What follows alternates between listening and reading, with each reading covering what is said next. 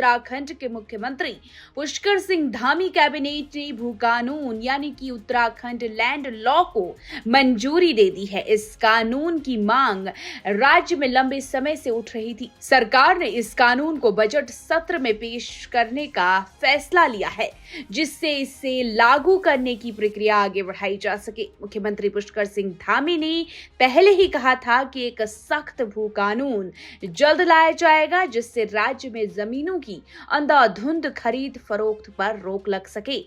तो अब इस नए भू कानून में क्या कुछ खास है, आपको बताते हैं। त्रिवेंद्र रावत सरकार के 2018 के सभी प्रावधान निरस्त कर दिए गए हैं। हरिद्वार और उधम सिंह नगर को छोड़कर 11 जनपदों में राज्य के बाहर के लोग हॉर्टिकल्चर और एग्रीकल्चर की लैंड नहीं खरीद पाएंगे। पहाड़ों पर चकबंदी और बंदोबस्ती होगी और जमीनों की खरीद के लिए अब जिलाधिकारी अनुमति नहीं दे पाएंगे। उत्तराखंड में जमीन खरीद के लिए पोर्टल बनेगा और पोर्टल में राज्य के बाहर के लोगों की 1 इंच जमीन खरीद का भी जवाब होगा।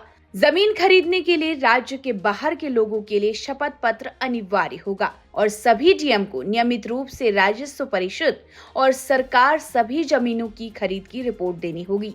नगर निकाय सीमा के अंतर्गत जमीनों के तय भू उपयोग के अंतर्गत ही प्रयोग कर पाएंगे और जमीन का इस्तेमाल अगर नियमों से हटकर किया गया तो सरकार के निहित में जमीन चली जाएगी।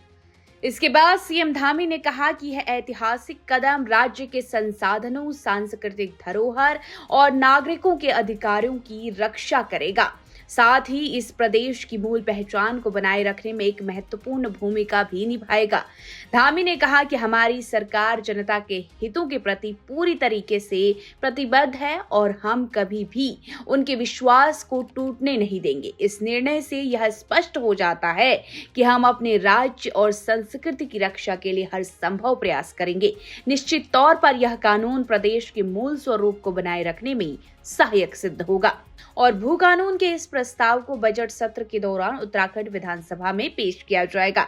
इसके पारित होते ही राज्य में अब भूमि खरीद से जुड़े नए नियम लागू हो जाएंगे।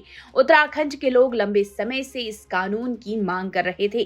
कैबिनेट से भू कानून को मंजूरी मिलना स्थानीय लोगों के लिए एक बड़ी जीत मानी जा रही है।